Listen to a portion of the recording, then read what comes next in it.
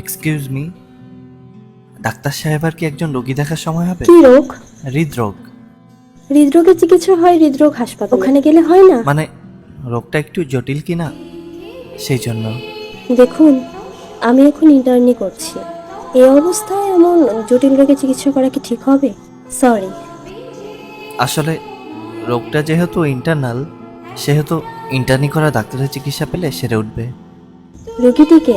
আপনার চোখের সামনে জলজান্ত দাঁড়িয়ে, নাম হচ্ছে আহমেদ, বাবার নাম অনিন্দ আহমেদ, বয়স 26 বছর 3 মাস, উচ্চতা 5 ফিট 11 ইঞ্চি, গায়ের রং কিছু ফর্সা কিছু কালো।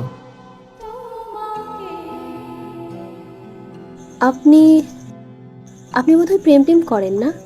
জি, মনে হয় করি, কিন্তু ঠিক বুঝতে পারি না। কেন বুঝতে পারেন না কেন?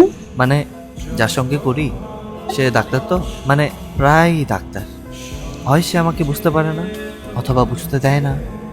আপনার পোশাক আশাক দেখে তো মনে হচ্ছে আপনিও ডাক্তার, মানে প্রায় ডাক্তার। জি, আপনি ঠিকই ধরেছেন। এই জন্যই তো আপনার কাছে হৃদয়ের চিকিৎসা করাতে চাই। আমার ধারণা, আমার হৃদয়টি আপনাকে দিলে আপনি আপনার হৃদয়টি আমাকে দিবেন। ও আচ্ছা আচ্ছা, হৃদয় ঘটিত ব্যাপার তাহলে। কিন্তু আপনি যে বললেন হার্টের অসুখ। ওই, আসলে বিষয় তো একই। বিষয় তো একই না? বিষয় একই, বিষয় মোটেও এক নয়। আপনি আপনার প্রেমিকার সাথে প্রেম করবেন আর প্রেমিকাকে ফাঁকি দিয়ে অন্য জায়গায় ব্যস্ত থাকবেন, এটা তো খুব কঠিন রোগের সিনড্রোম। আপনার উপযুক্ত চিকিৎসা হওয়া উচিত। এ কি করছো? শোনো, হালকা রসিকতা অনেক হয়েছে, এবার বলো ওয়ার্ডের রোগীদের খবর কি? থাকো তো ব্যস্ত দাবি দাওয়া নিয়ে, ওয়ার্ডের রোগীর কোনো খবর রাখো তুমি? তুমি এদিকে আসার জন্যই তো আমি নিশ্চিত। দাবি তো শুধু আমার একার নয়, আমাদের সবার, সেটা দেখতে হবে না? দেখবে না করেছে কে? কিন্তু মানব সেবার ব্রত নিয়ে যে শিক্ষায় জড়িত হয়েছে, রোগীদের অবহেলা করা কি ঠিক হচ্ছে? হয়েছে ভাই, হয়েছে। এক বিকেল অনুপস্থিতির জন্য এত শাসন।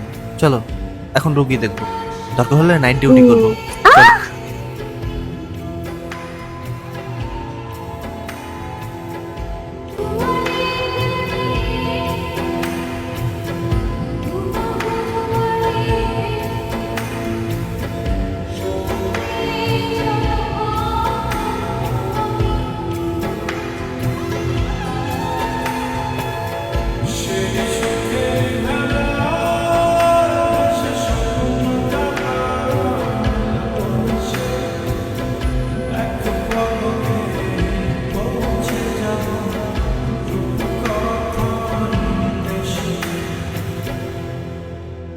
तुम